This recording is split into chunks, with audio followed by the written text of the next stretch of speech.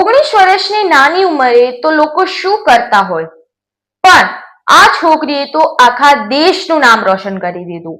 તો મળો કાઝિયા લીઝ મેઝોને, જે બની છે મિસ યુનિવર્સ ઓફ ઇન્ડિયા 2026.